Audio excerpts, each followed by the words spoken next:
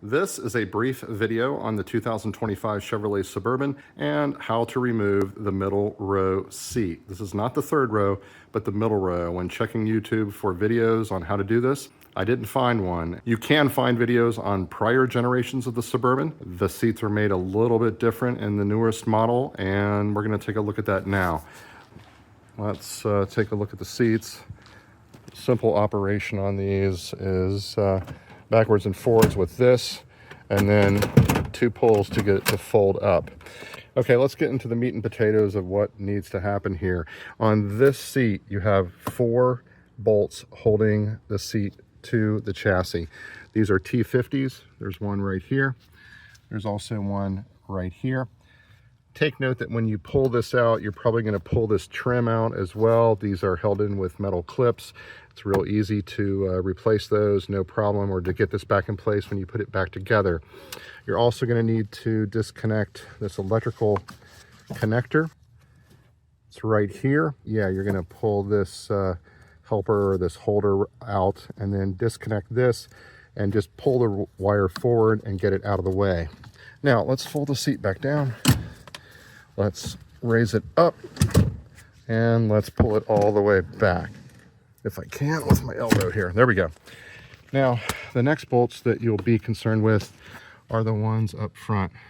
Again, these are T50s, and there's 2 of them, or a total of 4 for this particular seat. There are 5 for the longer bench seat, or the 2 seats that are adjoined together. When you take this seat out, take note that you'll also have to remove this plastic piece. It comes straight up and out. And let's walk around to the other side of the vehicle. Let's do effectively the same thing that we did on the other side. This moves the seat backwards and forwards, and this folds it with 2 pulls. And here we go. We've got 1 T50 right here.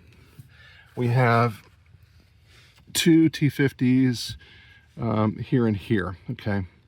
And we have an electrical connector here as well.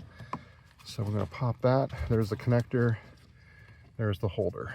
So, okay, once the electrical connector is removed, you remove the single bolt from this rail and then the 2 bolts from this rail. Then put the seat back as I showed on the other side. Put it back in its locked position. Slide it backwards, and once again you've got bolts here as well as over here. Now take notice, this is under a plastic cover. I'll talk about plastic covers in just a minute, but yeah, that bolt is right there. So you're gonna have to remove a lot of plastic covers like this right here. This entire thing pulls out, and they're all held in place with metal spring clips. So again, very easy to remove, very easy to replace. You just don't want to break anything. As I said before, you've got the 3 bolts removed from this seat, plus the electrical connector pulled forward, and then you're going to remove this bolt as well as the other bolt. And there is when the fun begins. It's fairly easy for one person to remove the single seat, and I say someone that's capable of lifting some weight, but the center and the driver's side center here, which are adjoined, this is a very heavy seat. I don't know what it weighs, but you're going to need at least 2 people to remove it. And take note, as you remove these, you're going to pull straight up and then out, because there are guide pins on each of these. They're steel. There's also a plastic dowel over on the single seat. You got a couple of pins, alignment pins and things like that to work with, and if you don't get the seat up high enough, you'll not be able to pull it out. Just be aware of that. Otherwise, this is a pretty straightforward operation.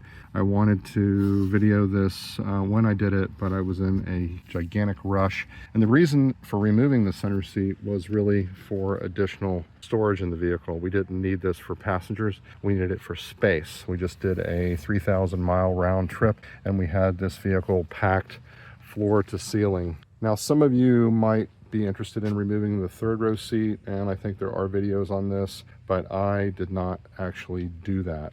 This is a super spacious vehicle.